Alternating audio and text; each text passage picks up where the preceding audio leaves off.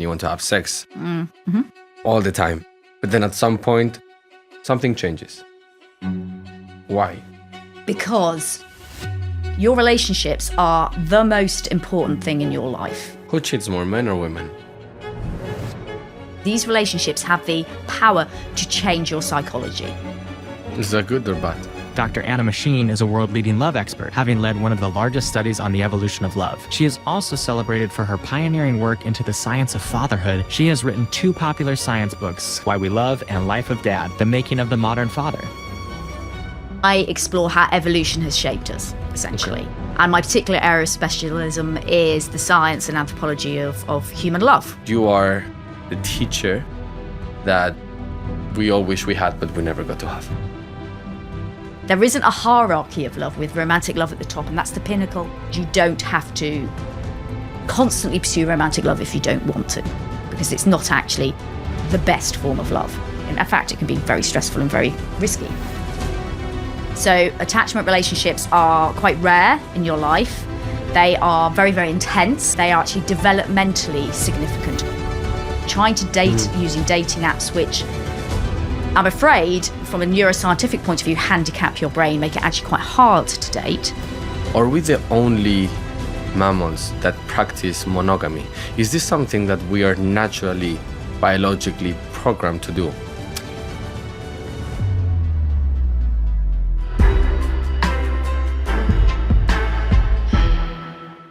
Anna.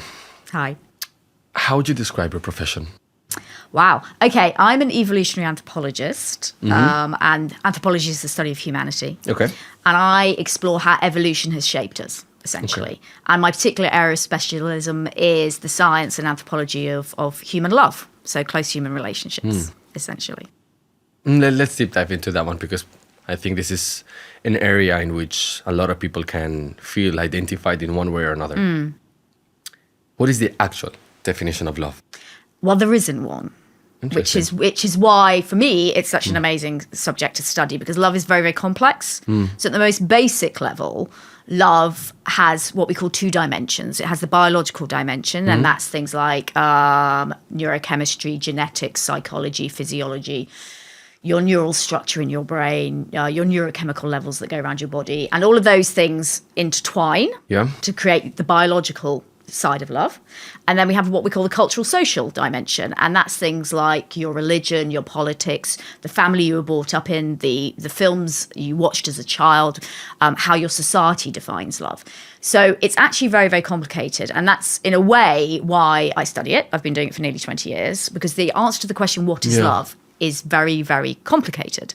And actually, we all have our own unique definition of love. So I ask people, it's one of the first questions I ask them when I interview them, and you get 300 different answers, for example. But that's what's amazing about it. That's what makes it human, because we can define love pretty strictly in like lesser mammals. But in humans, it's very complicated.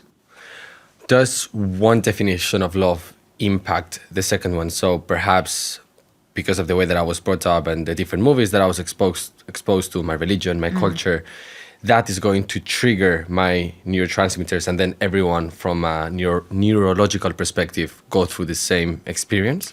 So from a neurological perspective, before your conscious brain kicks in, okay, so you experience love at the unconscious and the conscious level. So at the unconscious level, we all do the same thing. So we have the same set of neurochemicals. There's 4 neurochemicals involved in love, and the same areas of the brain are activated. Which are oxytocin, which everyone's heard of, dopamine, serotonin, and beta-endorphin. Okay, so people talk about oxytocin as the love hormone. It's not actually the love hormone. It's just got really good press. Actually, beta-endorphin is the hormone of love. Oxytocin is the hormone of lust and attraction, basically. But it's... If you were to draw a correlation or an example of how these neurotransmitters equate to a particular emotion. So perhaps oxytocin means I am physically attracted to this person, but I don't love this person. And beta-endorphin, you said? Beta-endorphin. Beta-endorphin is more related to that long-term feeling, so... Yeah, you're absolutely right. So oxytocin, dopamine, and serotonin are very much there at the start of relationships. Okay? So they are there. So oxytocin, for example, lowers your inhibitions to forming new relationships. It's a hormone, right? It's a hormone, Yeah. and it actually quietens your amygdala, which is the fear center of your brain, and therefore it makes you more confident about going to speak to somebody new. It also orientates you to what we call social beings in the environment. So it blocks out all the other noise and says, right, here's somebody who's social, go and talk to them. So oxytocin is completely irrational because it's released by the amygdala, not the neocortex. It's not released by the amygdala, but it acts on the amygdala. Interesting. Okay, so it's not irrational from a biological point of view because it's only released in circumstances where the person who you've locked eyes on is a good bet for you in terms of a relationship. So it's a bit, let's say in love, okay, let's talk about romantic love because this set of hormones are released in all love. So whether it's child to parent, religious love, friendship love, community love, whatever it might be. But let's talk about romantic love. So when you lock eyes with someone across a crowded room and you think, I want to go and talk to this person, you basically, what happens is you take in a lot of sensory information, visual information, auditory information, olfactory, so smell, all those sorts of things. You take it in, you don't know you're doing it, it's unconscious. It goes to a very complex algorithm in your head, which no dating app will ever reach. And a calculation goes on. And what it's calculating is that person's what we call biological market value. Now, your biological market value is a bit like the stock market, okay? You have a value on your head. But that value is calculated from the likelihood that you will be reproductively successful. With that person. With any person. Your biological market value is stuck, okay? Some of us have high value because we're going to, maybe, we are young, we are, successful, so we're reasonably high up the hierarchy, so we have access to all the resources first, all that kind of thing. Therefore, you have a high market value. Yeah. Humans are sortatively made, which basically means ultimately in long-term relationships, they tend to end up with someone of the same market value as themselves. Okay. Wow. So, that's why you get very, very rich old millionaires going out with very, very young, beautiful models, because actually they have the same market value, because youth and beauty in women is a high market value because it's associated with fertility and health and the possibility of having children. Whereas as a man, you tend to become more valuable the older you are. This is a very controversial topic. It is. Can we simplify this? So in our society, because I would imagine that unconscious algorithm that you're referring to, it is very much a combination of our genetics, but also how we've been nurtured throughout our life? No. This is entirely unconscious. This is the same system that happens in all mammals. Okay, all mammals do this, unconscious. But is it not also affected with the stimuli that society has been feeding us? So going back to your example, rich man dates very young, beautiful women. So would a monkey understand that in a different ways? Is this not something that... Yeah, so a monkey... Because we define beauty, right? But beauty is defined actually on a genetic basis. So when we look at beauty, particularly facial beauty, people we find more beautiful actually have a higher degree of what we call facial symmetry. Okay, yeah. Okay, so facial symmetry is linked to the power of your genes. I've heard that one before, yeah. So your genes are trying to make you perfectly symmetrical because we're a bilateral species. We've got 2 eyes, 2 ears, 2 legs, okay? When you are in the womb and you're developing, that gets knocked off course because there are always environmental challenges in the womb. Yeah. You know, it might be that you grow up, your mum's a bit stressed, or you grow up, you don't have enough food, or whatever it might be. And that makes you more asymmetrical. But if you've got really strong genes, the risk of you becoming more asymmetrical is less because your genes are so strong and so good that they can push through the environmental bit and the environmental effect is less. Why are genes weak or strong? Because some genes are stronger in terms of their power to represent themselves in you. Okay, and you're less, they are healthier genes. Is that something that I can influence in terms of me having a healthy lifestyle and then that would make my genes stronger, more powerful? Not really. What you do in your lifetime tends not to affect your genes. There is a slight... you can in terms of epigenesis, which is very complicated. Not all genes are susceptible to epigenesis. Okay. And actually what tends to happen with epigenesis, let's say the classic one is in Sweden in the 1900s, there was a big glut of food. So everyone ate like mad. And then 2 generations later, their offspring were much more likely to get diabetes. Because they had managed to alter their genes, but it didn't affect them, it didn't affect their children, it affected their grandchildren by the time it went through. But it's very rare. So usually what you do in your lifetime will not affect your genes at all. Okay. So, but if you're highly, very, very low asymmetry, so you're nearly perfect in terms of symmetry, what you're saying to the world is, look at this. I went through all these environmental challenges in my mother's womb, but look, I still managed to be this. And that's why people who are attractive are more closer to symmetry, because we want their genes for our offspring. We want those genes. Those genes are great. And that's why we are all attracted. So there are some cultural ideas of beauty, but there are also some universal ideas of beauty. So unconsciously, when I see someone beautiful, I define this person as beautiful because of his or her symmetry. Yes. And basically what I want, if it's a romantic relationship, is to pass on those genes to my You want those genes for your offspring. kids, because those are healthy genes. Now, obviously, because human relationships are conscious and unconscious, so that's the unconscious bit, and that happens in the first nanoseconds of you clapping eyes on someone, okay? You don't know you're doing it. Very quickly, though, your conscious brain kicks in. Now, your conscious brain is much more complicated when it comes to what you find attractive. When you say very quickly, how quickly does the conscious brain kick in? Really, within seconds. Okay. Within seconds, you will start to think things like, oh, I like their shoes, and particularly when they've opened their mouths, you'll be like, oh, wow, they're funny, or oh, actually, they're not that great, or oh, I didn't like that opinion, or oh my God, they agree with me on this, or they like the same band as me, or what's that accent, or, and your brain starts to think about them. Now, at that point, it gets more complicated because you've left the unconscious drive, which all mammals have, which is that biological market value drive. And then you start to think about, okay, yes, do we have things in common? Do I think they're funny? Are they intelligent? Are they creative? What would my family think? What would my friends think? All these things start to come in. And they can actually suppress the biological drive. So people say, is it deterministic? Am I just driven by my biological? No, you're not. And actually, in very many cultures, because of the cultural rules associated with love, some cultural rules go exactly in the opposite direction to biological drive. And they say, actually, even though your biology is driving you this way, our cultural rules say you can't love that person. So actually, and the cultural rules are more powerful. So and this is why love's complicated, because animals don't have the cultural bit. They just have the biological bit. Whereas we've put all these layers of meaning and rules. There's lots of rules about love. Cultures always have rules about love. And that then kind of knocks the biological drive off course. And how does then love progress? So it's initially started by this release of oxytocin. I would imagine also maybe some dopamine at some point. But then how we go to that beta-endorphin? Okay. The problem with particularly oxytocin is it's very short-lived in its effect. Okay. So if you get a hit of oxytocin, it probably lasts about half an hour. The other thing is, as you progress through that relationship, you become more and more what we call tolerant to the effects of oxytocin. So you need more and more to be released with that person for it to have the same bonding effect. Also, oxytocin is only released in some quite narrow relationships in any real quantity. And those are the romantic relationship and the parent-child relationship. In other relationships, let's say friendships, we don't see a lot of oxytocin going on. And the problem with humans is, unlike, again, most mammals, is we have lots of different sorts of relationships, a lot of platonic relationships. And that's a problem because oxytocin can't really underpin those because it's mainly released during sexual intercourse and sort of during interactions between parents and children, particularly if you're a mother breastfeeding, for example. So what do you do with all these friendships? How do I underpin my friendships? How do I have these decades-long friendships?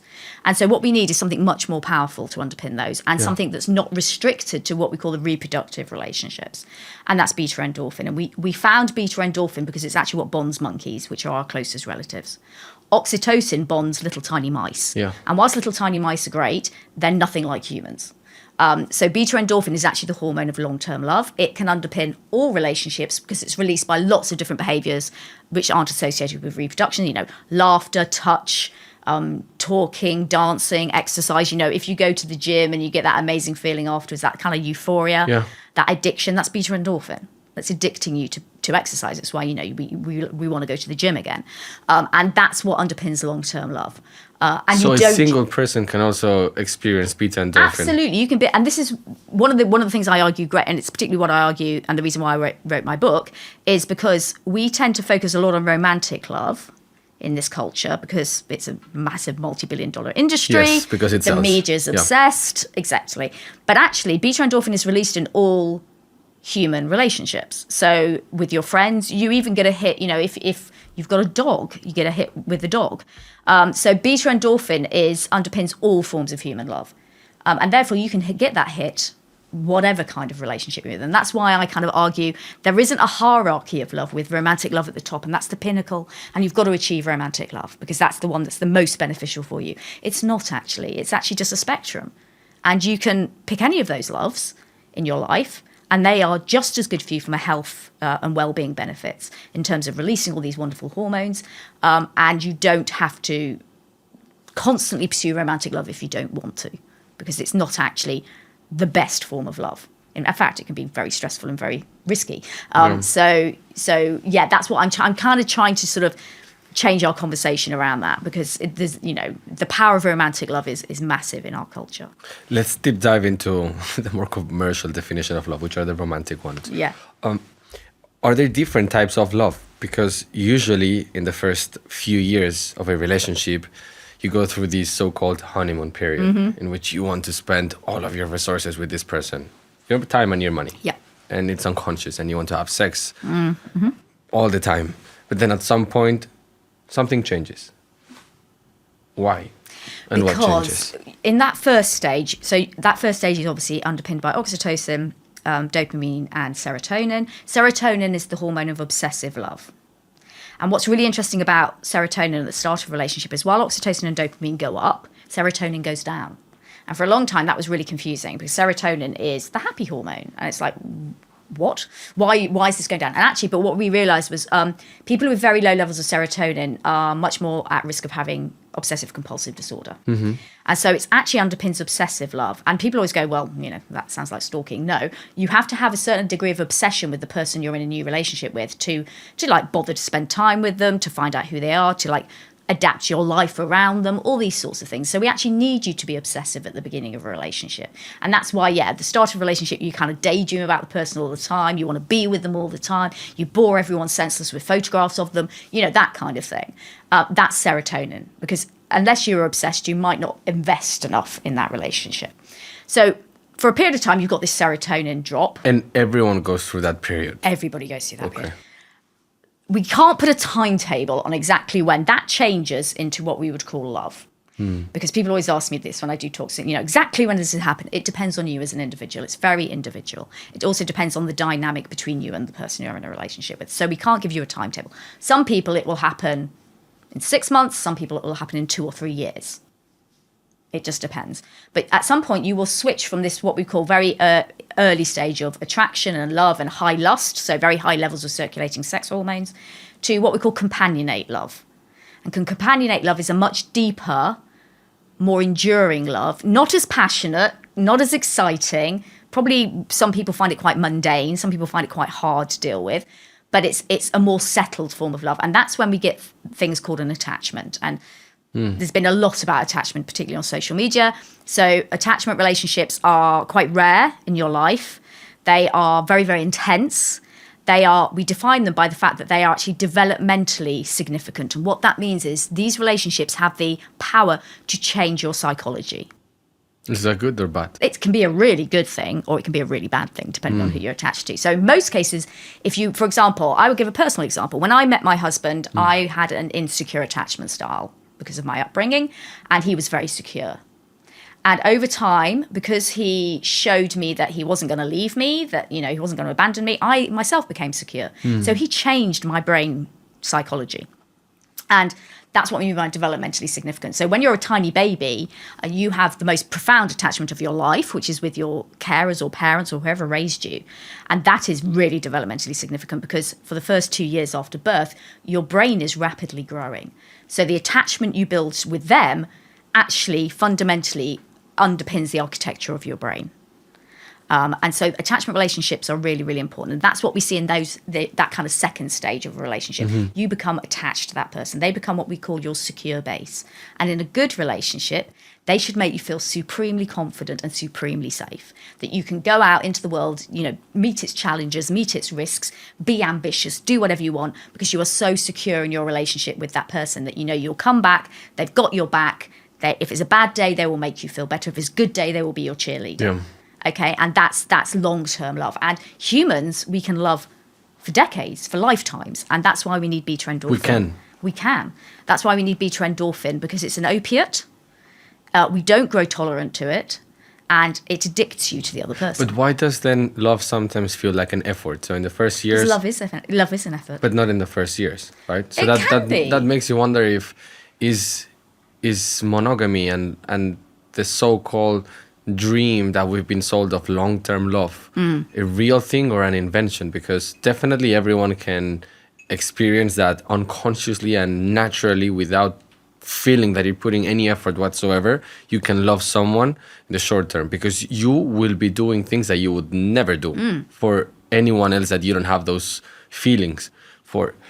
But then if you look at that same relationship with that same person in the long term, you end up doing perhaps the same sacrifices, but now you call them a sacrifice when in the very beginning you would not label them as a sacrifice. It was an act of love. Yeah, that's because of that change in neurochemistry.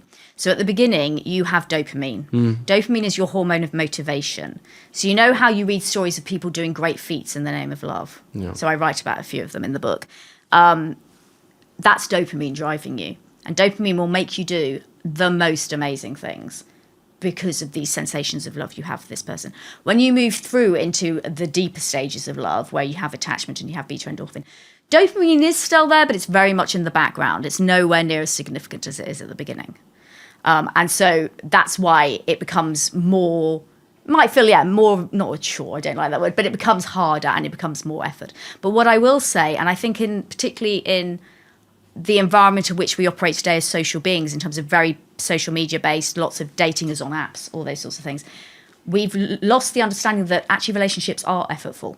They're supposed to be. Yeah. Your relationships are the most important thing in your life.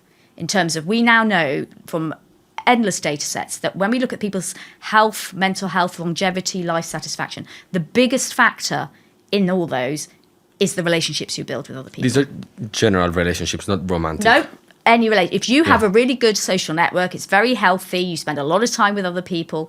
You spend a lot of time doing things for other people. That's really important. That is the biggest factor. You will have much better mental health, much better physical health. Your longevity will be increased. Your life satisfaction is higher. So the point is, your relationships are valuable. They sit at the very basis of your survival. And therefore, if something's really valuable, we should invest in it. And that means they are effortful. They're supposed to be costly.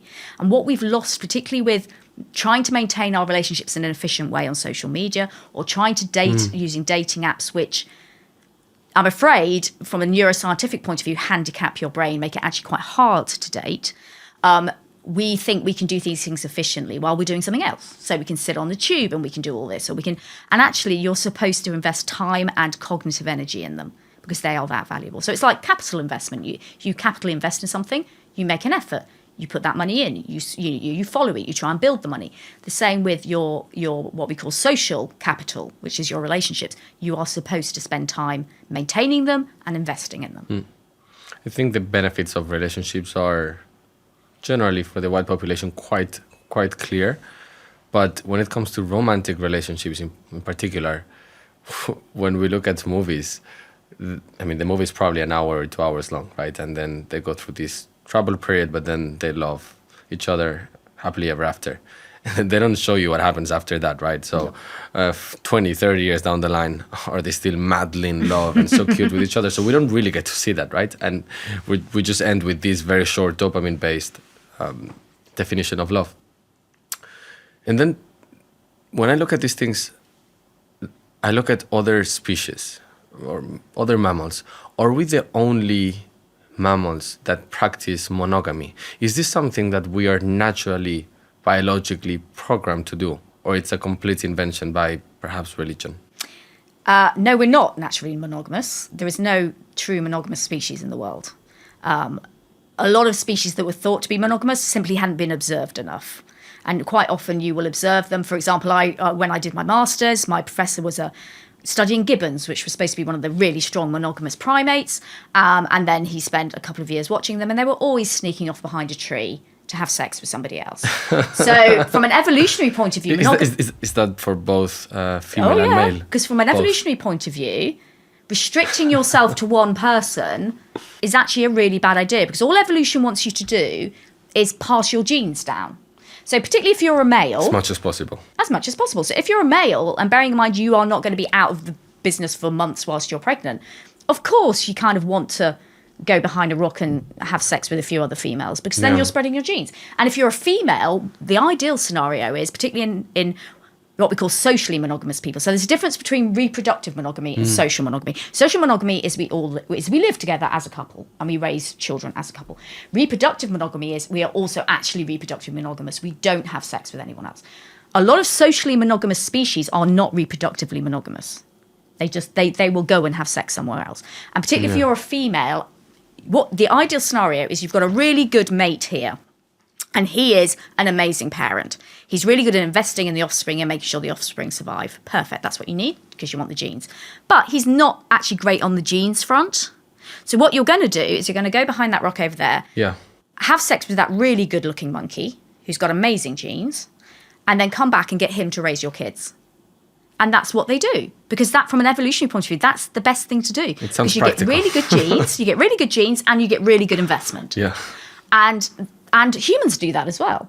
Really? Humans do that as well. There are many studies that show, particularly women are more likely, when we look at the people they have affairs with, the men they have affairs with, heterosexual women, they tend to be much better looking than their partner. Because actually what they're getting from this guy is the genes. Now, Really? they don't know they're doing it. That's the main factor they look they at? don't, Wow. but they don't know they're doing it. Okay. It's unconscious. But again, it's that checking out the genes from this facial symmetry. They don't know they're doing it. But is that at the cheating level, or I'm finishing this relationship? No, to that's at a start cheating another? level. That's an infidelity. Okay. So we're not a naturally monogamous species. There isn't. Most of the monogamy we have, social monogamy, is imposed by rules, by societies. Because obviously there are some societies in the world that aren't monogamous. But it's imposed by society mainly to keep control. Why do men cheat? Why do men cheat? Yeah. Men cheat for various reasons. So, and I would say women cheat for the same reason. So they will cheat. There are cultural reasons why they might cheat. So it might be that it's something in their culture which is just accepted. And that's what people do. So there are some societies where it's quite normal to have lovers alongside your actual partner. Which cultures? Just out of curiosity. So there are some there are cultures that we wouldn't call it. They don't call it cheating. So you have polygamous cultures. Okay, so where people have more than one partner. Yeah.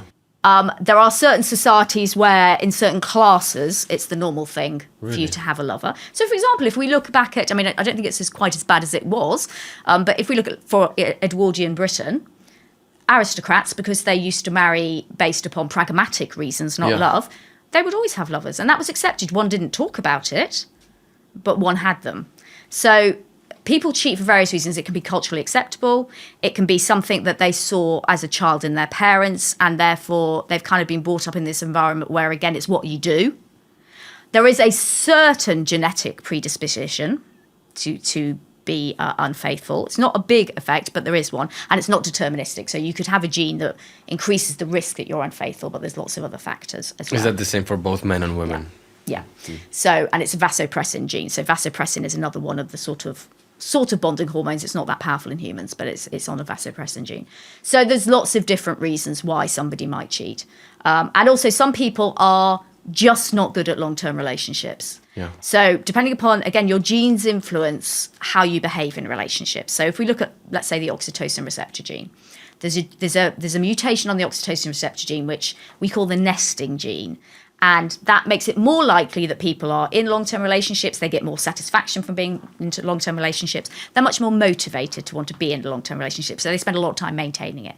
People who don't carry that version are much less likely to be motivated to be in long-term relationships. So it could be some people are genetically predisposed just not to do these relationships. They just don't want to. They don't want to be in a long-term relationship. Some people are more addicted to the early stages, the oxytocin, dopamine, serotonin stages, and just don't find the beta-endorphin bit particularly fun. So there's lots of different reasons. And people who have insecure attachments are more likely to have unstable relationships. Whether or not they cheat, they are more likely to have unstable relationships. And then why does it hurt us, annoy us, or bother us if someone cheats on us? Because I think all of my friends would fall under this category. So if their partner cheats on them, they would be hurt. Yeah. And I just don't know if that's just because society has told us and preconditioned us that that is wrong, and we have this definition of what is right and what is wrong, and it's very binary. But is there a chemical reaction? No, there isn't a chemical reaction. What you have going on there is jealousy. And jealousy is an emotion like any other emotion. Yes. And emotions evolved to highlight something in our environment which is either a threat or a benefit to our survival. So if somebody cheats on you, that is a threat to your survival, and particularly the idea that your genes are going to survive down the generations. So it has merit. it has merit. Of course it does. Absolutely. All emotions Yeah. are there to protect you. Now, the extreme emotions like extreme anger or extreme jealousy can be damaging and unhelpful. Yeah. But in moderation, jealousy is a good thing because what it's doing is highlighting this threat to you. It's saying, there's a threat over here. What are you going to do about it? Are you going to confront the person and say, what the hell is going on? Are you going to double down and be like, right, I'm going to really invest in this relationship. I'm going to save this relationship. Or are you just going to go, actually, do you know what? I'm walking away. Is there a better approach in those situations? Not really, no. It's just you. That's what it's there to highlight you to do, and you have to decide in that time, what am I going to do? Am I going to stick with this person? Am I going to walk away from this person? Or am I going to go and confront the lover? What am I going to do? Who cheats more, men or women? Neither. Really? Yes, it's a myth. Because the myth is that men cheat more than women. No, definitely not. Really? No, it's equal. Wow, that's so revealing. Okay. There's a lot of myths about sex differences in love, and most of them are wrong. Let's go back to the definition of love through society. A lot of people say two different things, and I think depending on the culture can mean, again, a different thing. They can either say, I love you, or I'm in love with you. Are these two things different? People tend to mean something different. Yes. There isn't an absolute definition of those, but if you talk to people, when people say, I'm in love with you, that's something they tend to stay in more in the earlier stages. It sounds more powerful, though. Yeah, it does. Whereas in sort of longer term, they will more likely say, I love you. And then some people have used that as kind of the break between what we call the attraction initial stage and that companionate stage. So when you've moved from passionate love to companionate love. So passionate love is, I am in love with you. And companionate love is, I love you. Should you get married in that I am in love with you stage? Because it sounds very emotional, driven by your limbic system. It's really and hard dopamine. to say because there are no hard and fast rules. Everybody's Because my brother is different. getting married It's through that. very from that well. I stage. don't want to put the kibosh on your brother's wedding. So it's I'm really just putting that out there. You will meet. I have studied people who have married 3 weeks after they met and they're Yes. still together. I have studied people who've married 10 years after they met and got divorced 2 years later. There really is no real Recipe. There's no rule. Okay. There's no rule. I mean, obviously, what we would say in those first stages is you probably haven't moved to companionate love. You haven't formed a full attachment necessarily.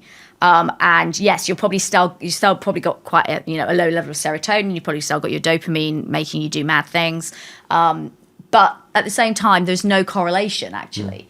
Because there are so many things that go into the success of a relationship, more than what your neurochemistry, for example, is doing. So it really depends on, compatibility.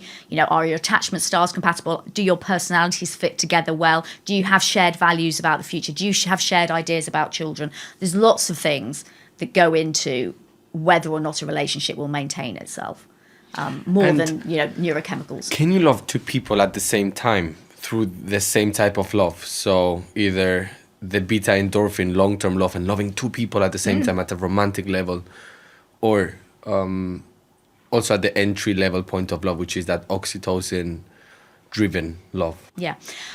You can, and certainly polyamorists would say you can. So polyamorists are people who have more than one romantic relationship. So it's an open relationship, but it's not just about sex, it's also about that deep romantic connection. And polyamorists would certainly say you are. The difficulty we have with love is, yes, we can put you in a scanner and we can look at the screen and we can go, yes, the bits of your brain are activating that should be in love. We've seen a change in your neurochemistry. We can see an attachment being formed. But because there's always that little bit of love which is subjective to that person, if you say to me, I'm in love with this person, I'm not in a position to say to you, no, you're not. Because we will never know completely how you feel when you're in love. And actually how you feel when you're in love and how I feel are probably really different because there are so many factors. So so when a polyamorous says to you, I love these 3 people, you have to go, yes, you do. And I've spoken to a lot of polyamorists, and genuinely, yeah, they seem to be able to do it. We don't know why some people are capable of polyamory and some people aren't. We don't know what drives them because unfortunately there's not been a lot of neuroscience on it yet. Some studies show that people who are polyamorous have higher circulating testosterone, whether they're men or women. Who knows whether that is. Some people say polyamorous love is slightly different to monogamous love because we see a slightly different brain activation. There tends to be much more what we call conscious activity in the polyamorous brain than there is in the monogamous brain. That seems to be more unconscious. But that could be simply because if you've got 3 relationships going at the same time, they take more focus, they take more attention, they take more organization and planning. And that's why you have more activity. Sounds like a nightmare. Well, no, I mean, I couldn't do it. I mean, when I've interviewed them, I go, how do you cope? Oh, we have a big Google Calendar. Jesus. And you have to like work out who's with who. And, you know, because I remember talking to a woman who had 3 boyfriends. And she was like, what I tried to do is I tried to go on holiday with each of them separately. The 3 boyfriends knew separately, that? yeah. Okay. And then we all go on holiday together. And I'm just like, this, I mean, I can just about cope with one, you know. Yeah. But for them, it works really well. And they say, you know, actually, in a way, it makes your heart bigger. Yeah. The more you can love, the more your heart grows. They say, you know, because a lot of people will say polyamory is immoral. But what they say is it's highly moral because what people who are monogamous, who want relationships outside that, they cheat. There's lots of lying. And actually, polyamory is that full acceptance. Yes, I'm going to have all these relationships. I'm telling you up front, I'm a polyamorist. This is what I do. You can either be with me or not. And there's a constant conversation. They tend to be very well-maintained relationships, actually, because they constantly negotiate how it's working. And they have lots of, not hard rules, but rules about if this makes you feel uncomfortable, we need to talk about it. Yeah. And so actually they tend to be quite good relationships. Do you have a statistic to what's the percentage of people that cheat? There isn't a set statistic because it's very culturally sensitive as to how many people cheat. It tends to be around 30 or 40% is where it hovers. 30 or 40%? Yes. Wow. Yeah. Jesus. And then going back to long-term committed relationships, I've read that for a man, when you're in a long-term relationship, one of our hormones, testosterone, our levels drop. Is this true? Yeah. And what are the consequences of this? And why is this happening? Okay, so as a man, testosterone is really a great hormone if you're dating.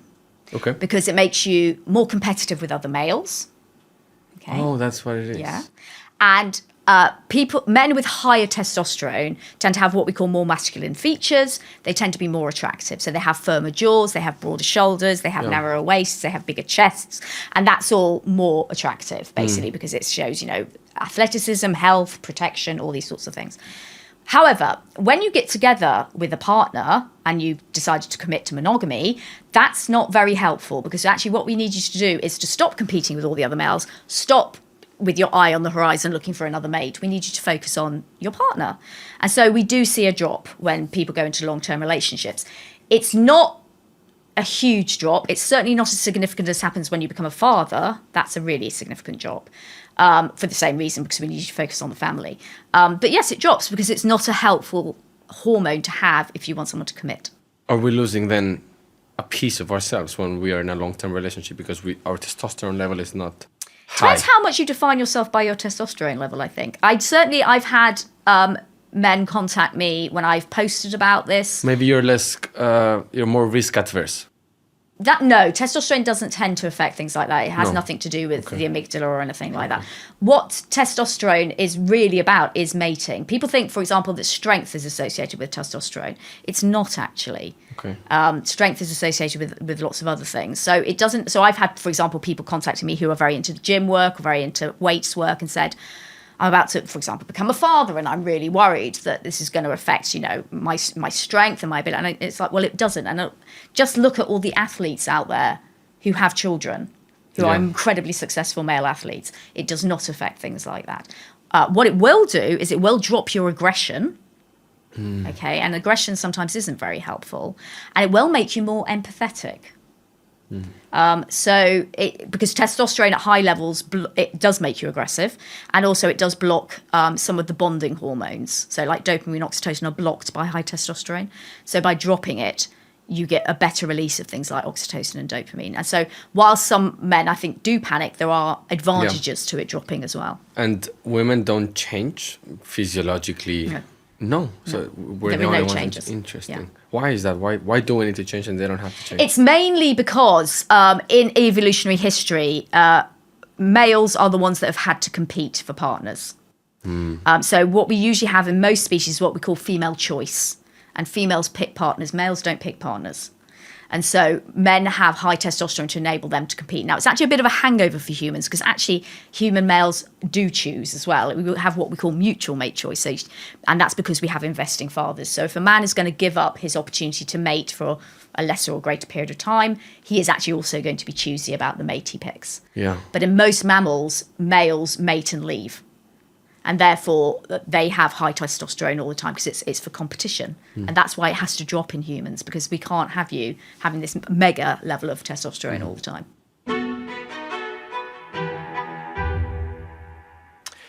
Let's talk about general relationships, particularly friendships. What brings women closer to each other in comparison to men? With women, it tends to be women are much more emotionally intimate in their relationships than men are. So we did a big study at Oxford looking at the differences. And women actually tend to be more emotionally intimate with their female friends than they even are with their romantic partner. They are. And so they tend to form friendships more based upon shared life experiences and sort of shared emotional intimacies. So if they're going through a similar stage, for example, they're more likely to be friends. With men tend to not have particularly emotionally intimate relationships with their male friends. They tend to meet up more upon shared interests, shared activities, things like that. How would you define intimate relationships? So an emotionally intimate relationship is one where you share kind of very deep emotional vulnerabilities, for example, or very difficult, emotionally distressing moments. And women tend to build their relationships more on those. If you listen to the contents of a female friendship discussion, their conversations, and you compare it to a male, women tend to talk a lot about very personal things, about relationships, and that's the basis of all their discussions. It tends to be very emotionally, there's a big emotional overtone to that. Whereas men tend not to do that as much. They tend to talk about activities, about sports they're interested in. Or is it because we don't need it? We don't need the effects at a neurochemical level as much as maybe women do?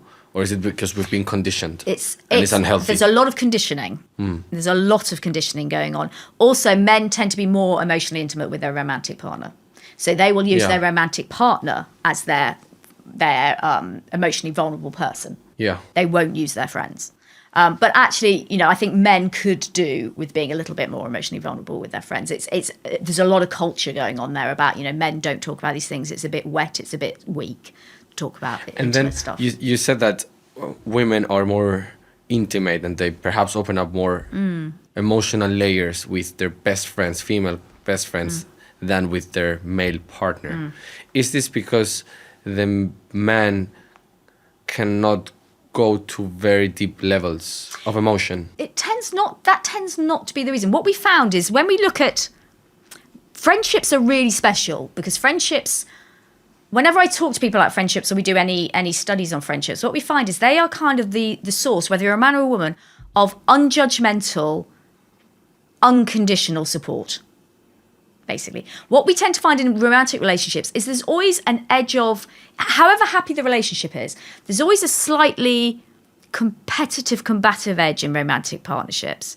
And it's partly because, and I think it's unconscious, but it's partly because, particularly in heterosexual relationships, you have two very different brains operating. So the male and female brain do operate in a slightly different way, and those are trying to communicate with each other. So there's always a slight edge of miscommunication. Whereas with your same-sex best friend, you've got two brains working in the same way, and we tend to find them much easier to deal with. So for both sexes, your friendships are special because, in a way, a really good friendship asks nothing of you. Whereas in romantic relationships, there's always that slight competitive, I've got to keep this person interested. Yeah. They might go and look over there and find somebody else. So there's always a little bit of an edge in a romantic relationship, which just doesn't, in a good friendship. Some friendships are toxic, I'm not talking about those ones. Yeah. But in a good relationship, it's kind of like you just bring yourself. I'm bringing myself. I can, we can just muck about. You're not going to judge me. It's not conditional upon anything.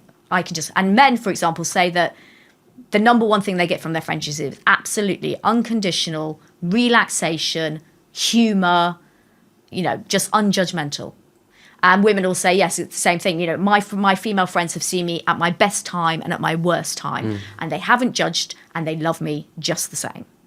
And so they're kind of this freedom relationship. I feel, and perhaps I'm wrong, but I feel like the main difference here in why perhaps we're more comfortable with relationships with someone that is in the same sex is because when it comes to romantic relationships, we try to feel the role. So you have a role in this relationship, in this partnership. I have a different one as a man, and perhaps that's defined by our culture, religion, economical status, various different factors.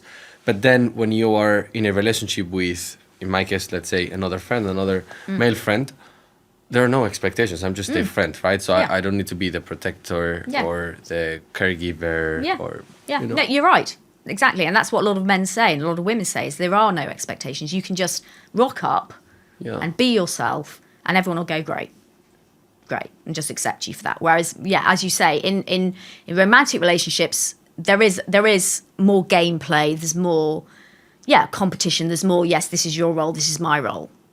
And that makes it a more stressful environment. And what about homosexual relationships? Because then they get the best of both worlds, right? According to this I definition. want to say, if you study gay relationships, the levels of conflict are less than they are in heterosexual relationships. And we don't know whether that is partly because you do have basically two same, the brains are operating in exactly the same way. The cognition is operating in exactly the same way. So they tend to be less conflictual. They tend to be less high stress. And do they cheat more?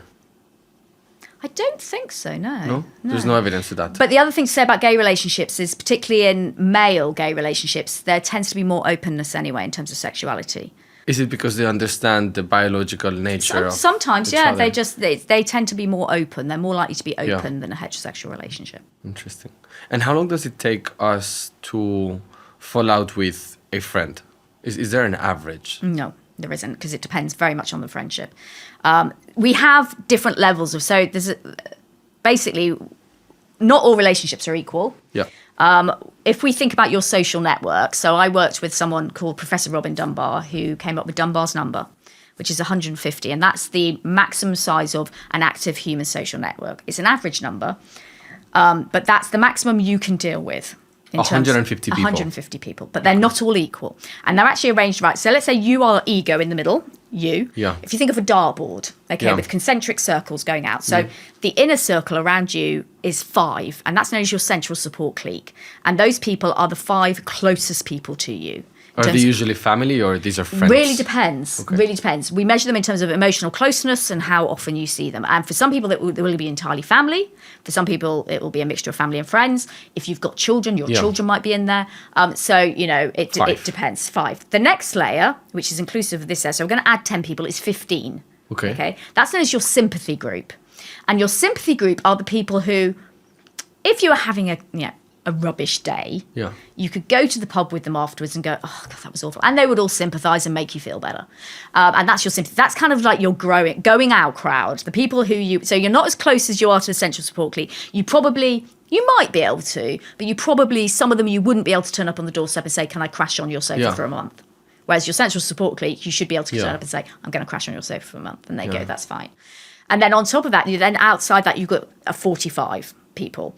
And those are the people, they could be work colleagues, they could be more distant family, your more distant friends, maybe friends you might see maybe once or twice a year, friends of friends that you happen to see at a particular party. Yeah. And then the outer layer, the 150, which is the outer edge of the active network, that's, really colleagues, maybe there's like a news agent you say hi to every day and have a chat with, he might be in there. Some people have famous people in there, believe it or not, so even though they've never met them, but they feel like they have relationships with them. And that's your active network. So not all friendships are equal. And what's the purpose of that outer layer? The outer layer, they are there really to sort of lubricate the cogs of your life. Well, simplify that. Yeah, so like they will be people like they could be very distant family members who you might see. So those people you tend to see maybe once a year. You see them, you know what their name is, and you can recollect the last time you saw them. Yeah. But they're not people you're going to be going out to a restaurant with and on a weekly basis. They are certainly not people who you could turn up on the doorstep and say, can I stay on your sofa for a month? They are people you come across in your life, but they're not particularly emotionally close to you. But you know their name. And if you saw them Why in an do we airport, need them? Why are they? because they are people like work colleagues. Yeah. They are Okay. people like maybe, I don't know how often you go to your doctor, but your doctor, Yeah. your dentist, Okay. you know, your very distant fourth cousin once removed. Yeah. Those kind of people Yeah. sit in that outer layer. But you kind of know who they are. And if you saw them in an airport at 3:00 in the morning, you'd know who Yeah. they were. And then outside that, you've got like 500, 1,500, you know. And throughout time, how much do these different circles change? So They do. They move in and out. So you might have somebody, let's say at school, Yeah. your central support clique has probably got like, you know, probably maybe your mum and dad are in it. Yeah. But like, you know, 3 best friends at school are in it. Now, obviously, then you go to university and maybe you hold on to one of those best friends, but the other two kind of drift because you go into, so they will drift outwards and they will be replaced maybe by some completely new people Yeah. who you've just met at university. So throughout your life, people move in and out. There might be some people who will always stay in the center. But Is it not harder necessarily. to move in and out if you're in that Yes, center? because these people are the closest people to you. So it takes longer for those relationships to decay. Okay. Whereas further out you have, the emotional tie is much less. Yeah. And you don't see them as often. So the way you maintain relationships is 2 ways. Through cognition, so actually seeing them, knowing who they are, knowing about their life, daydreaming about them when you're not with them, and through time. So a relationship can only be maintained by putting time in to Yeah. it. So the more regularly you see somebody, the more likely that relationship is to endure. If you don't see somebody for, you know, weeks, months, or let's say you try to maintain the relationship only on social media, which will make it decay even faster, they decay quite quickly. They have to be maintained. But in the center, you can also get away with more with the people in the center. So they will be more tolerant of you maybe not ringing them every week or that kind of thing. They will take more bad behavior than the And people out is here. there a healthy variety of people that you need to have in that 5?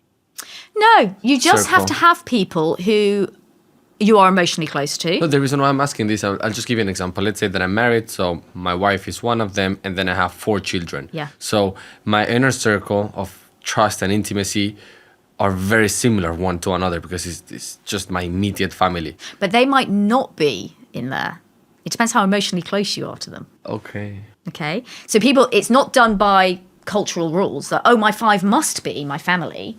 And, you know, because you might actually not be as emotionally close to all those people in the same way. Oh, So you might have, I mean, as a mum, this sounds quite awful, but you might have, your wife and one of your kids in there, but actually the other 2 are out here.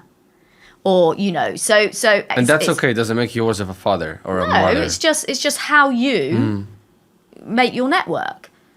You know, I mean, parents try not to have favorites, but there are some kids who you might chime more with than others, for example. Is this reciprocal? So if you're in my 5 inner circle, am I usually in yours too? No, not necessarily. That sounds bad. Yeah, and sometimes that is a problem because then you get unbalanced relationships. Yeah. And then you'll get somebody who feels like, I'm your best friend. No, Yeah. well, you're my best friend. And they're like, well, you're not mine.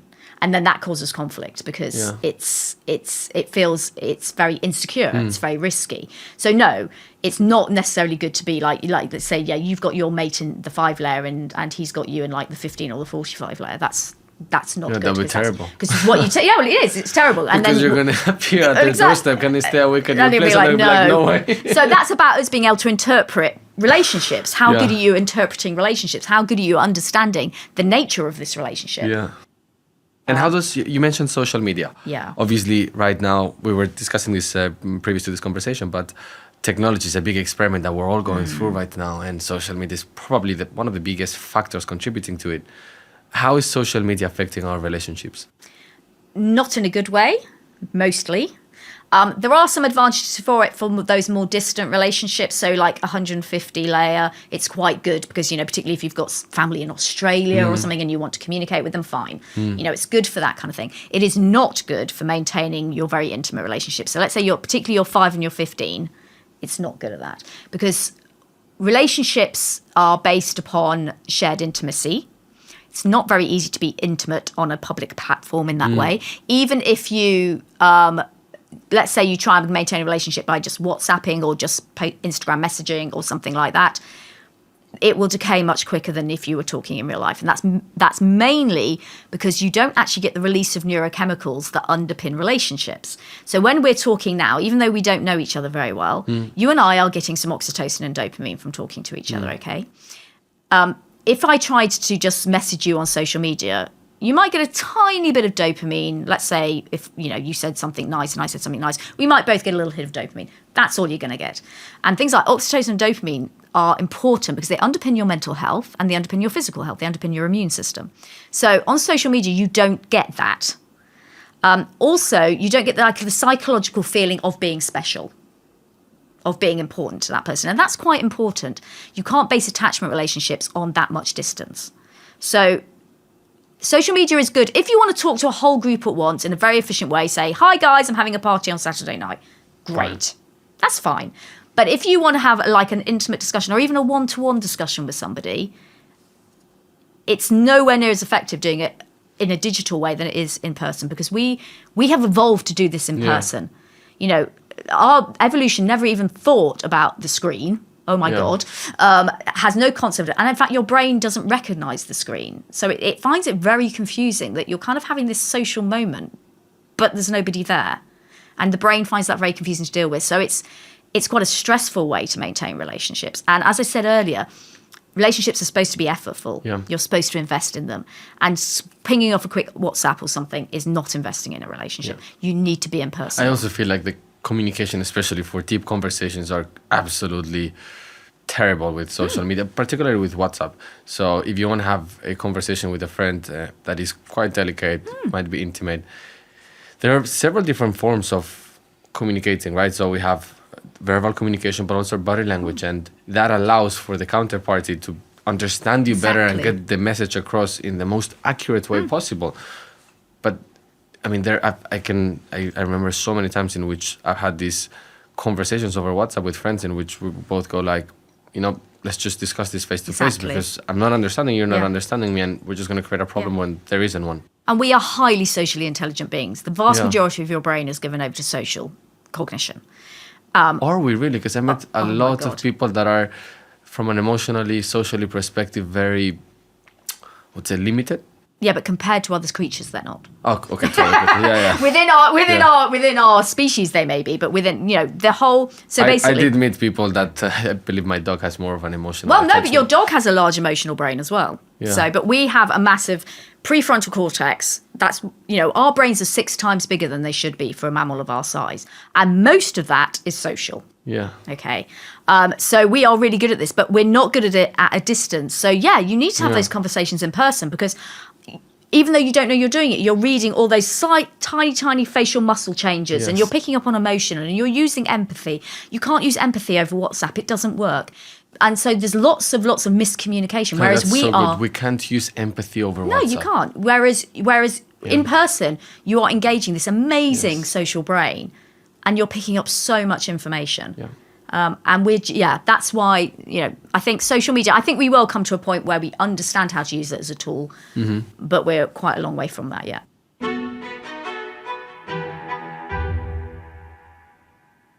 A separate study, related but relatively separate study that you follow is the role of the father in a family. Yeah. So fatherhood. Mm-hmm. Why did you choose to focus on fatherhood, especially if you're a woman? Actually, it came from a really personal place. I had my first daughter 18 years ago. Okay. And it was a really difficult birth, and I was very ill, and my baby was very ill.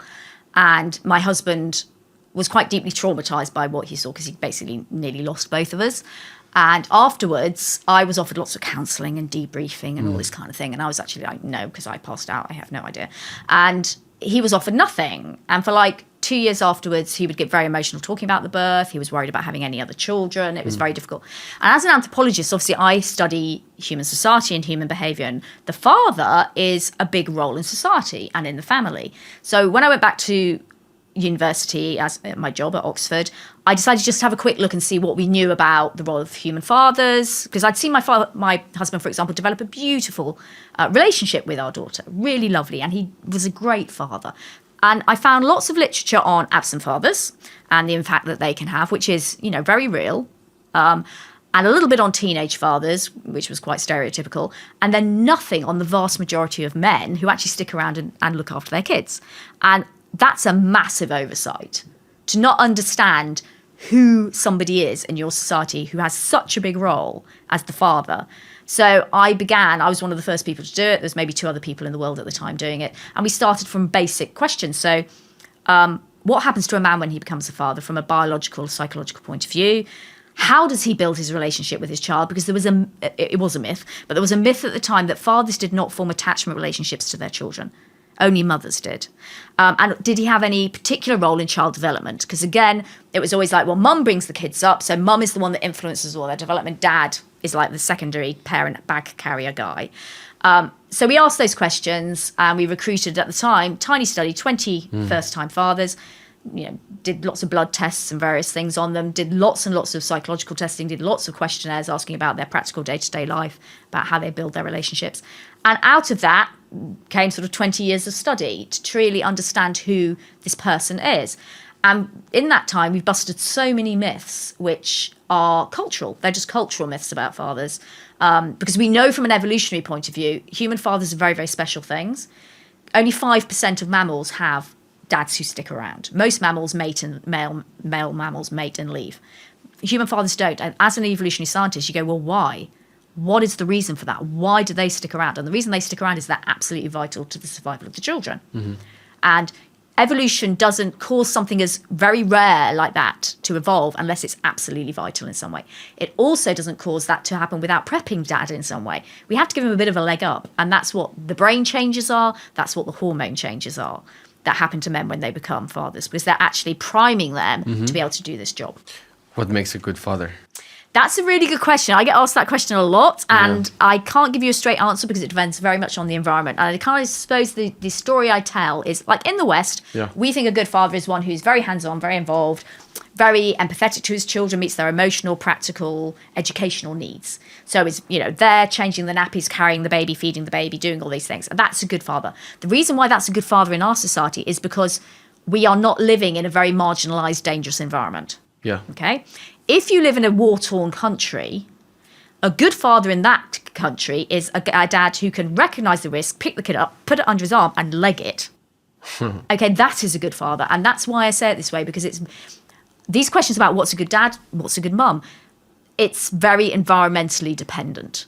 And so sometimes you might look at somebody parenting and go, well, they're not very good, but you do not know the circumstances of what situation that parent is in.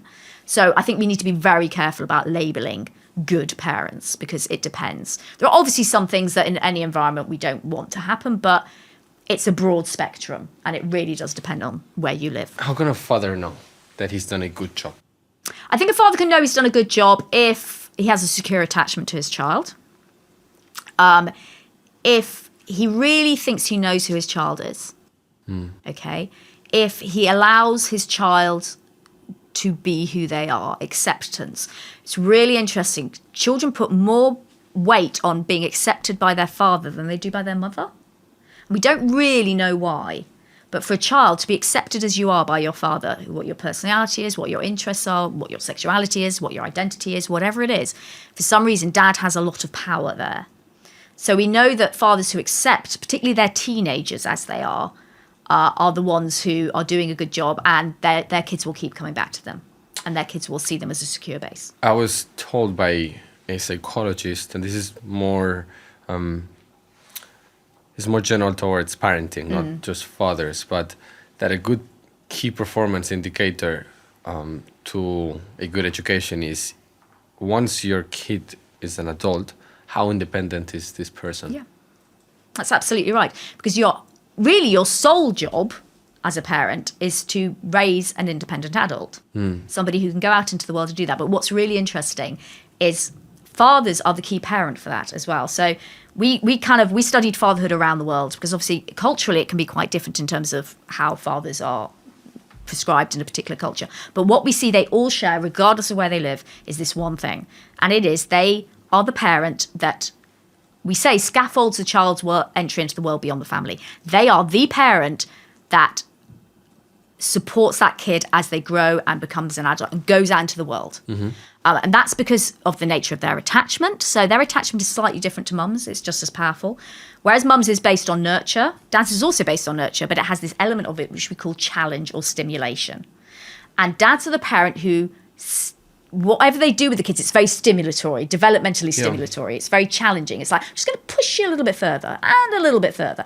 And what they're doing is they're building mental and physical resilience.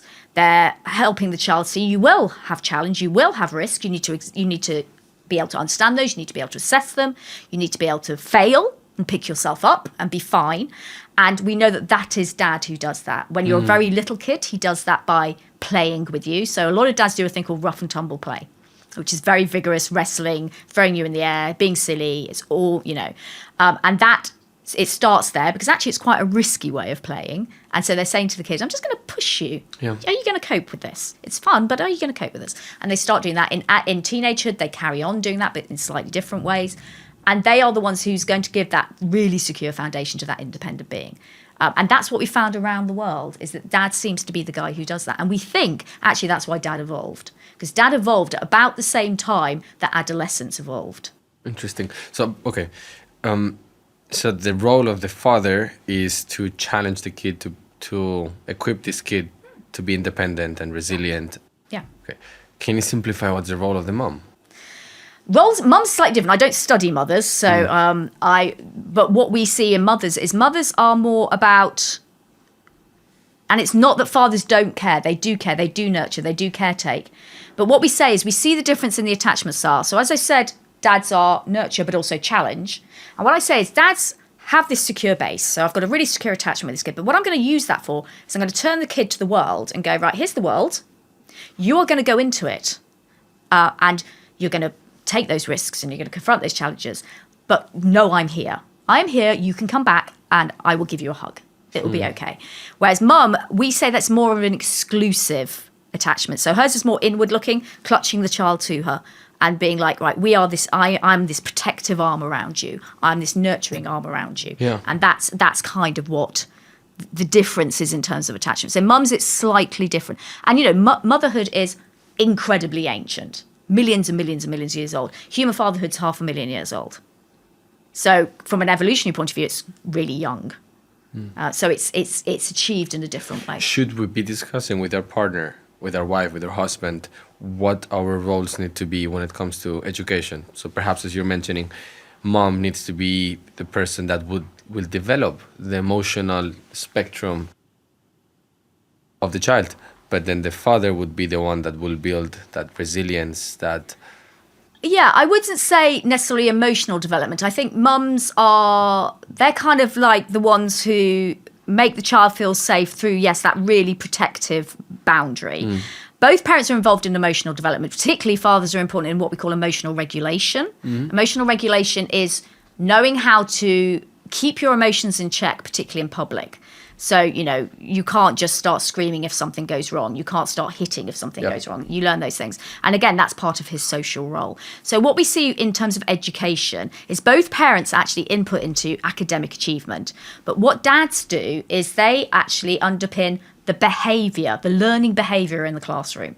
Because they are the ones who've said, here's the world, they are the ones that underpin social behaviour development, social language development, pro-social behaviours, which are things like sharing, caring, helping, emotional regulation. Therefore, they are the ones that underpin appropriate learning behaviour. Yeah. So kids who have a secure attachment to their dads are much more likely to be the ones who will sit in class and who will listen and who won't shout out and who won't disrupt the rest of the class. And that's important. So both parents have a role in education, but fathers, that behaviour element seems to be unique to them. And the influence of the father over a son or a daughter is the same? It's the same in terms of how important they are. The influence they have is slightly different because of the different challenges whether you're a boy or a girl has. Okay. So, So the methodology is the same? The methodology is the same, but they have different outcomes. So for a girl, what seems to be really important for a girl is fathers have a really powerful role in underpinning girls' self-esteem. They have a really powerful role in underpinning their ability to navigate relationships, have, a very serious role in terms of things like, having sort of safe sexual behavior, for example. They seem to have a really big role in academic achievement. And we think the reason for that is because two reasons. First of all, because fathers are the social parent in terms of underpinning the social thing. Most girls, in terms of, particularly in their teenage years, the thing they really struggle with is relationships with other girls at school. And that can really affect their mental health. So girls who have quite difficult relationships at school are more likely to have mental health difficulties, eating disorders, self-harm, things like that. But we know that girls who have secure attachments with their dads are much less likely to suffer those things because dad is kind of underpinning their ability to navigate this really quite tricky, complex social world that girls go into. Boys' relationships tend to be much more straightforward. Yeah. So that's not really the same issue for them during their teenage years. What is an issue for them is masculinity. So actually fathers have, and we know this is a big current topic right now, fathers have a big role in modelling positive masculinity to boys. Okay. To counteract, particularly in this environment, the very negative images that they can get on social media. So positive masculinity is really, really important. They also have a particular... How does negative masculinity look like? So negative masculinity is about accepting that aggression is correct. It's accepting that men dominate women. It's accepting that, violence is an answer. So it's these ideas about supremacy. The male is supreme, and I can achieve my endpoint by physically or mentally suppressing others. Similar to what Andrew Tate is. Basically, Andrew Tate predicating, is a negative masculinity. Positive masculinity is about understanding emotional intelligence, empathy, being nurturing, understanding, that your role is that you get the best out of people by nurturing them and being empathetic and all that kind of thing. And being, using communication, using, positive physical communication, positive verbal communication. That is positive. And there's more and more work coming out now about how important modeling that as a father is. And we know that if you as a son are raised by an involved father who has models positive masculinity well, obviously that will cross the generation and you will also be that person. So it's about that cross-generational transmission of positive masculinity. So if you yourself have a son, you will also model that. And some of the work that has to happen is actually helping dads who maybe through no fault of their own, because this is what they saw as a child, break the cycle.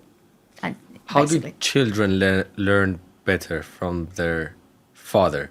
So by the father directly educating them and telling them, do this, don't do that, or through leading by example. It's leading by example. Absolutely, yeah. That's you harder. have to live what you teach, or a basically. Father or a mother. Yeah. You have to live what you teach. It's very, because children are observing you from practically the year dot. Yeah. So people always say, a 3-month-old baby is completely incapable of observing. Actually, they are taking it all in. So even when they're very tiny, they understand social relationships. They understand what is going on around them. They might not be able to verbalize it, but they understand it. So it's absolutely what you do, is there a not what you period say. in a child's development that we need to be more worried on how we act in front of them? Arguably the first 2 years. Okay. And that's because the brain isn't fully formed at that point. So humans are born far too early. Most mammals are born with their brain fully formed. But because ours is so big, and because we're bipedal, so we have a very narrow birth canal, we birth our babies a good probably 6 to 9 months before they should pop out. And so after birth, we have this extended accelerated period of brain growth. And the bit that's really not grown when you're born is the social cognitive bit, the relationships bit, the I'm going to get on in the big wide world bit. And so actually the environment they're in for those first 2 years fundamentally underpins that architecture. If you have a good, secure, nurturing environment, you've got parents who are modeling good behaviors, they're meeting particularly your emotional needs, they're very empathetic, all that kind of thing. You get a brain which is flooded in oxytocin, dopamine, beta-endorphin, serotonin, which are all really lovely, healthy neurochemicals. You get a very small amygdala. We don't want an enlarged amygdala because that shows stress in terms of fear. You get really good dense grey and white matter in the areas of your brain associated with social cognition and relationships and emotional intelligence. Great. If you are brought up in an environment where that isn't available, particularly a neglectful environment, we can see it on a scanner screen. We can see that the grey and white matter is not as dense. Neuronal death has occurred. So neurons might have developed, but because they are living in this very stressful environment, they are not being enforced by positive behaviours, they will die. So this kid already does not have the brain architecture adequate to deal with the complex world. You will see an over large amygdala and you will see it constantly on. It's constantly scanning the horizon for risk. And you will get a brain that's flooded with cortisol. And as you've probably talked about cortisol lots of times, cortisol is not good for long periods of time. And it blocks all those other lovely healthy neurochemicals. So that kid has been offered, is already in a state where it's going to find it harder to deal with life because its brain architecture is not there. Now, what I will say, because this always scares people and they go, oh my God, I had an awful childhood or whatever. There are periods as we go through childhood and into adolescence where we have what we call periods of sensitivity, where the brain itself becomes more sensitive again because the human brain is quite plastic. Yeah. It can change through experience. And so there's one at about 5 years. Throughout our entire lives. Yeah. But there's times when it's really plastic. And 5 years old is one, so when kids are sort of entering school in the UK system, and one during puberty. Obviously, in puberty, the brain completely rewires itself. And at those points, if a child has had a poor start in life, you can intervene and you can help them build those skills, and that will change the brain architecture. But obviously, you've got to identify that child. Is this underpinned by hormonal changes? The puberty changes, yeah. The puberty rewiring and dewiring, all that is all to do with hormone changes. At 5, we're not entirely sure what is going on there. We don't know whether it's 5 is it's not the entrance of childhood because most kids have kind of entered childhood already, but it seems to be an important developmental point. What should fathers avoid doing with their children when it comes to education? Again, I think it goes for mothers as well. I think the risk is to be too prescriptive. Can you give me examples of that? So, particularly in our culture, there is a lot of emphasis on very high achievement. Okay. And some kids will be fine in that environment and they will thrive in it, and that's fine. But there are a lot of kids who won't. And it's about, I think, really understanding who your kid is, how they learn, what their strengths are. Because particularly if you have very high achieving parents. When can you paint a realistic picture of who your child is? Yes. You can start really understanding who they are at preschool. You will really start to understand who they are. And it's about tuning into that and what their strengths are. And because some kids will learn by being told, by competition. So, okay, you're not quite top of the class. Okay, I need to be top of the class. Fine. If that's your kid's way of doing it, that's absolutely fine. Some kids, that will break them. And their mental health will fall apart and then they're not going to learn anything. So you have to work out who your kid is, tune into who your kid is, and you have to adapt your parenting appropriately. Kids are not blank slates. This idea that they come out and they're blank slates, they're not. They are formed to a certain extent in terms of what their personality is, how they're going to learn. And you have to know who your child is and the best way. And a good teacher will know that. A good teacher knows, how can I make this child reach their goals? And there will be different ways of doing that. But we do particularly, I think there's a study that came out recently looking at high-achieving parents, about how high-achieving parents then try and instill that in their children. And you have to be a little bit careful because while something might have worked for you, it doesn't necessarily work for your child because your child is an individual, they're not you. And did you look into what divorces do to children? So divorce is interesting. It's very much how you divorce, actually. So the idea that divorce will damage children completely, whatever it is, not true. But the problem we have, I think, particularly in the UK and America, is we have a very combative divorce system. So the whole idea is you fight. You need to win. Yes. And obviously, in any divorce, the losers are the kids. They always are. Yeah. So actually, we need a system that's more based upon what's best for the children. But that's very hard for parents to do because you go into a system that's actually telling you your ex-partner is the opponent, and therefore you have to fight them for whatever access you want or whatever money you want. And that's in a way, the wrong way around for the children. I'm actually just started working with an organisation known as Parents Promise. And it's really interesting, but most people who get married will have lots of discussions about, shared finances. They might even have a prenup about the finances. People never talk about, if we split up, what happens with the children? What can we agree now? And Parents Promise is about saying, we will agree to mediate, we will agree to do it in a non-combative way and to do what is best for the children. And we will remember that we are parents first. And it's about trying to instill that idea of, actually, you do have something that you will share forever, and that's your children. And therefore, you need to do it you need to co-parent after divorce. And there are people who are pioneering it and are doing really, really well. It's hard. It's really hard, particularly because we have a combative and very litigious divorce system.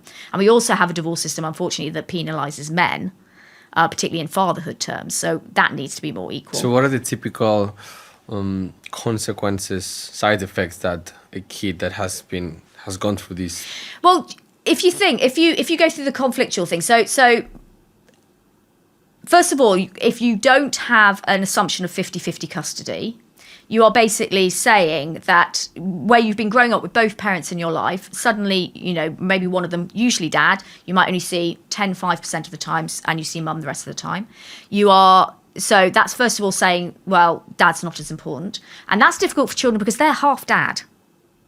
And that's sometimes what I think people forget. And particularly if you have a parent who maybe bad-mouths the other parent, that kid is 50% of that person. Yeah. Okay, so you're actually bad-mouthing that kid.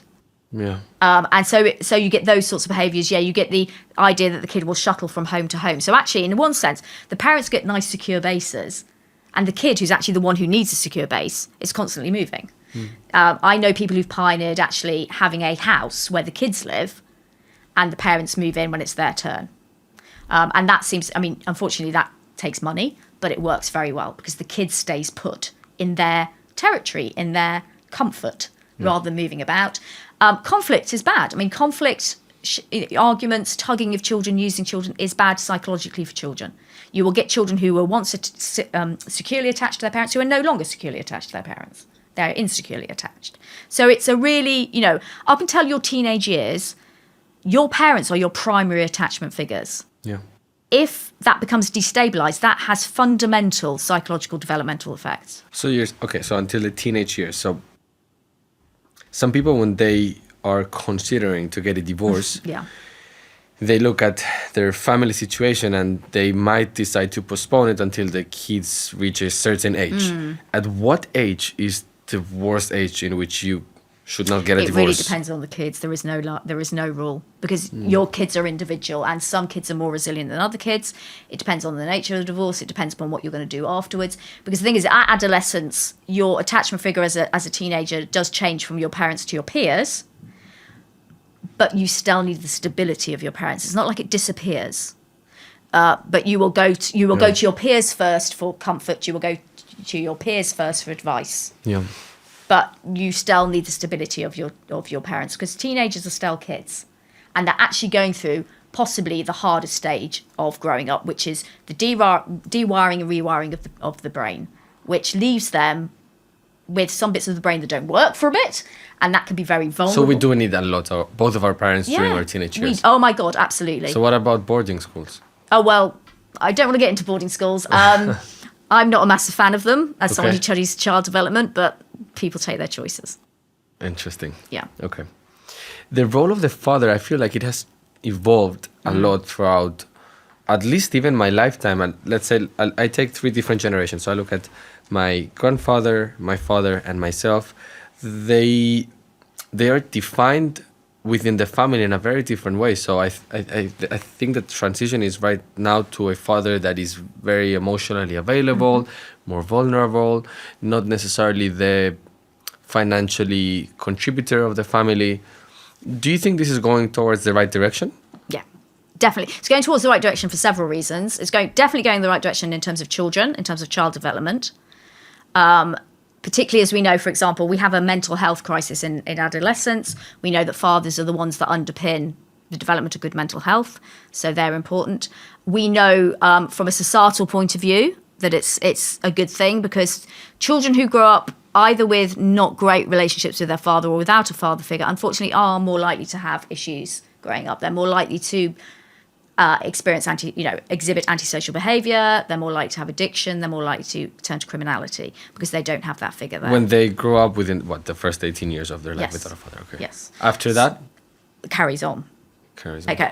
If you look at the populations of prisons, and you talk to those prisoners about their childhoods, Yeah. the vast majority of them had very difficult childhoods, and a lot of them did not have a father present. So it's really important that we support fathers. Fathers do not have to live with their children. This idea that you have to be co-resident, you don't, but you have to be in your kid's life. So even after divorce, it's very important. How would you define present? Is it like 40% of my kid's life, 30%? It's just be around, be there when they need you, see them every week, Yeah. that kind of thing. It's just you don't have to live with them, but you have to have that input. They have to know that they can turn to you and talk to you, and you are there. You are just there, but And you don't have to live Sometimes with them. because we don't live in an ideal world, a father perhaps doesn't cover that role. Can mom compensate? What's really interesting is when I maybe should have defined fathers when we started talking. I don't necessarily, fathers in terms of how I study them aren't necessarily the biological father. And that's because I study fatherhood around the world. And whilst we privilege the biological father in the West, there are many cultures where they're not actually privileged. And we have what we call social fathers. And a social father is somebody, sometimes is still related. They could be an uncle, a grandfather, an elder brother, or they aren't related at all, but they're somebody within the community. There are some societies, for example, there are some kids in South Africa, and this is generally because their fathers have to go a long way away to work, their biological father, who are raised by their grandfathers. And in fact, when their grandfathers were younger and went away to work, their father then raised the kids. It's just how it happens. So the grandfather is the father. Is that good? Is that It's beneficial? good. It's beneficial. Yeah. A kid needs a father figure. Not the biological It doesn't. father. Just being involved in conception doesn't make you a father. But does the kid need the biological mother more than the biological father? No. Okay. No. So you just need the roles, the You figures. need the roles filled. Okay. So when we look at adoptive families, Yeah. you just need the roles filled and you need them to be secure attachments. Yeah. And then, human babies are amazing. Human babies are so focused on survival. Yes. They will literally attach to anyone who cares for them. So it's weird. We are the only species in the world that has adoption.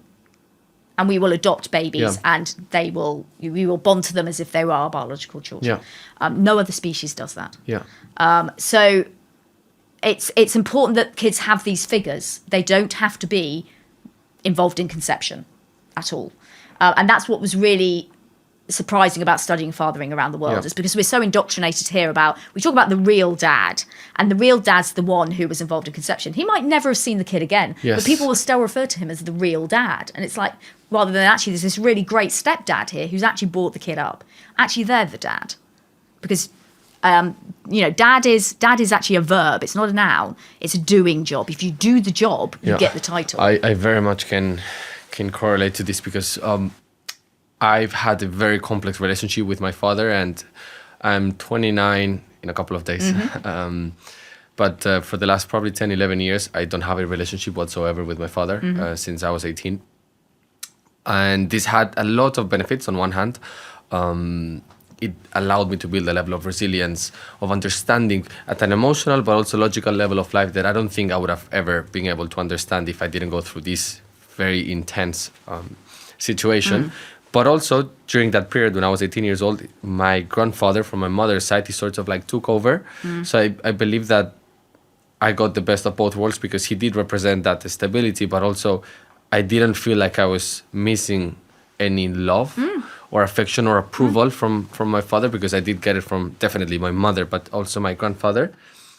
And yeah, that was a very revealing moment in which I understood that these so-called important, vital, irreplaceable roles, like the role of not the role, but like your biological mother, your biological father. In Spain, we usually say that you only have one in life. You only have one mother. You only have one father. I realized that is not entirely true. No. Like my grandfather, it is way more my father in my heart and my brain than what my father ever was. And that's how it works in Yeah. most areas of the world. We just have this weird thing about the biological father, and it is strange, and it takes studying other cultures to realize how unusual Also, that what is. I don't like is that, particularly in religious countries like Spain. And my family is not very religious, but obviously when you live in Spain, you do have some group friends that they are religious. This notion of a family is quite binary. So if you are raised with your family or one of your family members is not present and so on, they tend to think that your life is going to move towards a specific direction. But if you look at my life right now, when I'm 29 years old, I'm about to get engaged. Hopefully this episode will come out after I actually... Otherwise you've just blown it. Damn it. I've been in a relationship, in a long-term Beta-Endorphin based relationship with my girlfriend for now almost 7-8 years. Yeah. Great relationship with my mom. I'd like to think that I'm blessed because I'm a successful entrepreneur for my age, as I told you before, employing hundreds of people. So the equation, there's not a particular equation or recipe that leads to a type of so-called socially acceptable success, right? At the personal and professional level. So I had zero relationship with my fathers throughout my entire adult life since I was 18 years old. And I think I was never more in touch with my emotions than what I am right now. Yeah. And it also forced me to not take things for granted, that I would take things for granted, not only materially, but also at the fundamental basic level in life. We are brought up in a society that tells us that your mom and your dad are going to be there forever. And just the fact that you take a few things in life for granted, I think in some aspects it can build a level of confidence and it's good. But also on the other hand, just removes a little bit the curiosity of the what if. Yeah. And that what if can open an immense world of different ideas and possibilities and barriers that don't exist. And if you're able to find a sweet spot in between both, and I think that was my grandfather's exposure to my life, that I think he was able to bring me to that sweet spot, is a great place to be in. It is. And that's why I love the job I do as an anthropologist is because I study humanity around the world, and we have particular ways of doing things in the West, but it opens your eyes as to how there's so many different, like definitions of family, definitions of father, definitions of mother. There are so many different ways of being human. Yeah. And we get a bit restricted, I think, in the West in terms of this is how you should do it. Yeah. This is what a family is, and this is what a father is, and this is what a mother is. And actually, there are so many. One of the joys of being human is actually you can be so flexible and you can be so creative. Because actually the fundamental thing is you need good, loving relationships. Yeah. Where you find them doesn't really matter. Yeah. You just need them. Yeah. Essentially, particularly when you're a child. Yeah. I was reading something very interesting, which is that 96% of men in this day and age attend their child's birth. It seems like almost every father is attending their child's birth. Is this a good thing for the father, the mother, their relationship, or the newborn? It's good for everybody. It's good for everybody. Yeah. So if you speak to most parents today, they see very much the parenthood journey as being something that they both do. So in the past, I think, if we went back 30, 40 years, it was seen as something mums do. Mums have babies. Mums go into hospital, have babies, bring babies home, look after babies. Whereas now, couples tend to decide together they're going to have a kid. They will do the pregnancy test together. They will go to the antenatal things together, and they will go into hospital together and have that baby because it's their baby. It's not her baby. And so I think that's why you get such a high number of dads in there. And we know in terms of child and mother outcomes, having the father there is a positive thing for child and mother health outcomes and psychological outcomes. So we know that if a father is present at birth, the baby's outcomes in terms of health after birth are much improved.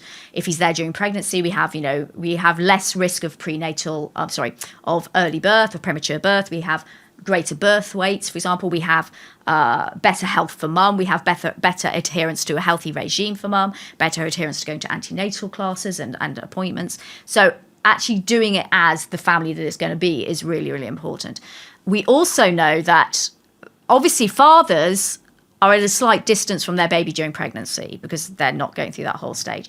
So actually being in the room and particularly having the skin-to-skin contact after birth is so important in terms of really allowing that father to acknowledge, okay, here is the baby, because he's not felt the baby, he's not carried it around. He's maybe held his hands on the bump and made some efforts that way, which is really important, but he's not physically held that baby, and that baby hasn't smelt him or felt his heartbeat or anything like that. So being in the room, doing the skin-to-skin contact, being there from the moment your child is born is really important in terms of the transition psychologically to the identity of being a father, but also starting that bond as quickly as you can. Is that the first moment in which our testosterone levels drop? No, we think, you have to do very longitudinal studies on this, and there's a great guy in America who's in the middle of it. We think it doesn't just drop immediately, it tails. So probably in the first 6 weeks, we don't think it drops during pregnancy. We think it is something to do with that interaction, that physical interaction with baby. And we think it probably tails and takes about 6 weeks. And it can drop by up to a third. It depends on, it varies between men. So interesting. Anna, if you had to compress all your knowledge into one essential advice that we must implement in our daily lives, just one advice, what would it be? Identify the love in your life. Oh, wow. Okay. Find where it is. Don't just look for romantic love. People say to me, I've got no love in my life. And I go, what do you mean? You mean you've got no romantic? And they go, yes. And I go, right, okay, let's just talk about your relationships. Who's out there? Because love, your relationships are the most important thing in your life in terms of health, happiness, survival, longevity, success. They just are. Whether they're working relationships, whether anything. So just find the love. I feel like a big contributor or ingredient to to happiness is purpose, having purpose in life. And I feel like probably one of the biggest contributors to purpose is love. Yeah. Love is the most amazing motivating force. It is. I mean, again, I wrote a whole chapter on the idea that because love isn't an emotion. It's very complex. It's not an emotion. The best thing you can say about love is it's a motivator. And it motivates you to do things. And so, yes, your relationships are the foundation of your confidence, of your success, of really everything you achieve, basically. So yeah, that's the only thing I would say is identify the love in your life and invest in it. Thank you. Thank you for coming this morning. It has been a profound privilege to learn with you. And I also thank you on behalf of everyone that didn't have or get the chance to go through or learn any of these things during their upbringing, because we were also discussing this earlier. Our school systems, our education system teaches very important things, but they sometimes miss the most fundamental aspects in life. So we learn maths, geography, literature, but nobody's really teaching us how to cope with our relationships. How should we deal with love? How should we define it? How does it feel? Should we act on it? Should we not act on it? And these are probably more important than learning on how to be good at math or geography, because these two will definitely impact everything else. So I thank you on behalf of everyone that is listening, because you are the teacher that we all wish we had, but we never got to have. So I thank you, and my team thanks you. And I very much hope that we can do this again, because I have so many other questions. And probably the episode would be 10 hours long. But yeah, thank you very much. Thank you. It's been great.